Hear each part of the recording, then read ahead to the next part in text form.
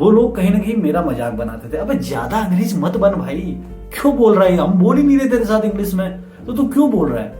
लेकिन मुझे पता था कि अगर मैं कंटिन्यूअसली बोलता रहूंगा तो ये मेरा इंप्रूवमेंट होना लाजमी है।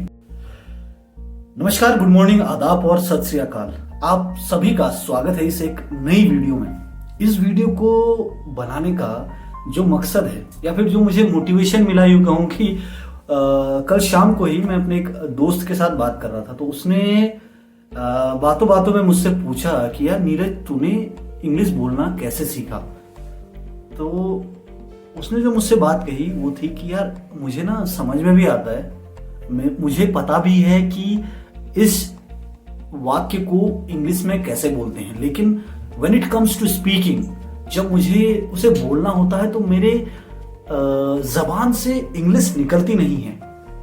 तो मैंने उसको एक सजेशन दिया या फिर जो मैंने अपनी लाइफ में इंप्लीमेंट किया, क्योंकि मैंने इंग्लिश सीखने के लिए कोई फॉर्मल आई वुड से कि कोई ट्रेनिंग नहीं ली।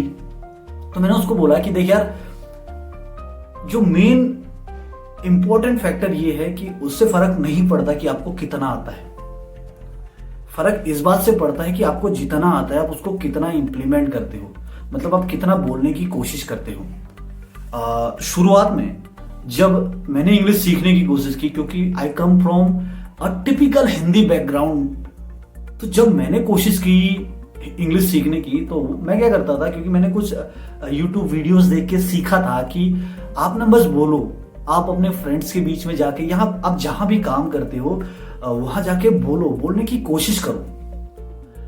अब जब मैंने इसको इम्प्लीमेंट किया तो मेरे आसपास के जो लोग थे, क्योंकि वो मोस्टली लोग हिंदी स्पीकिंग थे, आइदर माय फ्रेंड्स और कलीग्स, तो उसका जो मुझे सबसे बड़ा आई वुड से कि जो कॉन्स था वो ये था कि वो लोग कहीं ना कहीं मेरा मजाक बनाते थे, अबे ज्यादा अंग्रेज मत बन भाई, क्यों बोल रहा है, हम बोल ही नहीं रहे तेरे साथ इंग्लिश में, तो तू क्यों बोल रहा है।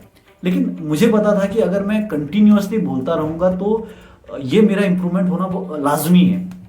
एक चीज तो ये थी कि आपको जितना आता है उतना आप बोलने की कोशिश करो, चाहे वो कहीं पे भी आपको इस बात को इरिस्पेक्टिव ऑफ दिस कि लोग बोल रहे हैं नहीं बोल रहे हैं, मेरा मजाक बन रहा है नहीं बन रहा है, अगर आपको सीखना है तो आपको फिर बोलना पड़ेगा।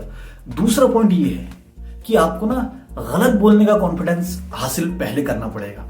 अब आप पूछेंगे यार गलत क्यों बोलना है, देखो होगा ये कि अगर आप सोचोगे कि जब मुझे परफेक्ट इंग्लिश बोलनी आएगी मैं तभी बात करूंगा, तो बहुत ज्यादा चांस है कि शायद आप शुरुआत भी नहीं कर पाओ।